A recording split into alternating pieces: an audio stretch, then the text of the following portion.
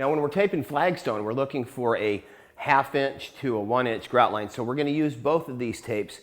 This one is for strength. Again, it's a fiber reinforced tape. This one is for flexibility. We tape it over the top. Flagstone can be done a couple of different ways. Here locally, they do what's called cut to fit flagstone, and it's very random. And you'll have pieces that just go different directions. They overlay one stone over the top, and then they just cut them however they want. You just got a lot of random shapes and a lot of different things like this. The only thing you want to make sure of is that we don't have a spot that comes off like this where there's 4 pieces butting up. You got 4 corners like that. You wouldn't want to do that. You would vary it over this way a little bit so that it doesn't come together like that. Another real popular way to tape flagstone is more of a geometric shape, and it's can be varied as far as size goes to depending on what size your job is, but wherever there's a point that comes like this, you have another stone coming off of it at an angle.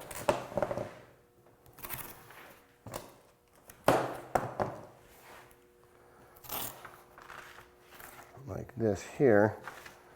And you can see it's very simple to do. Then we take, whichever one you choose to go with, we're going to take this tape and just weave it back and forth across there to create a random sized grout line.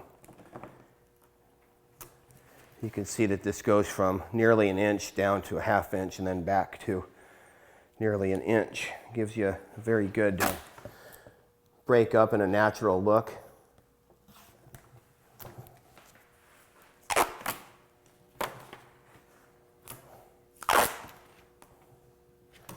Then if we decided to get real intricate, we could round the corners off, which is also a very nice look, and you just keep taking little pieces of tape and putting them in there to soften the corners like that.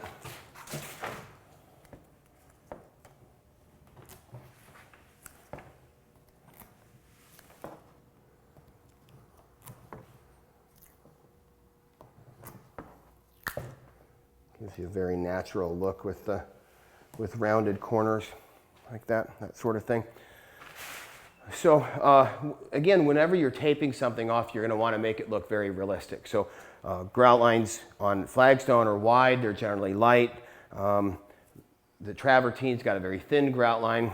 The wood grain has a very thin grout line.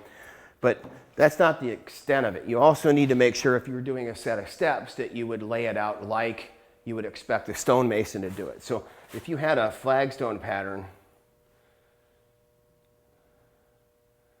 in here like this, anywhere that this ends, you can't just leave it blank on the face. That wouldn't look very good. And you sure wouldn't want to bring it all the way down because flagstones aren't 8 inches thick or 6 inches thick like that. That's not the way it works.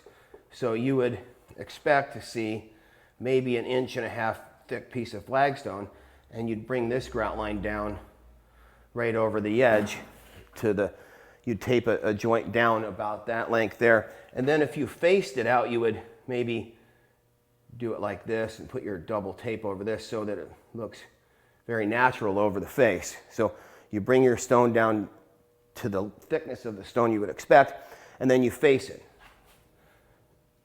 If you were doing a tile, you'd do it a little bit differently because tiles they do differently. So you've got your tile like this, for instance. You'd put your grout line down again, but maybe not as much. You maybe put it down. Tiles are a 1/2 inch thick or so. Then you'd bring that down to there, obviously, so you get the thickness of the tile. But generally when they do tile, they go ahead and continue that down so it looks like a whole piece of tiles laid in there like that.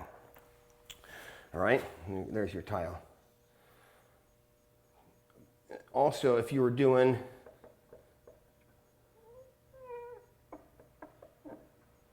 a random slate, let's just say, for instance,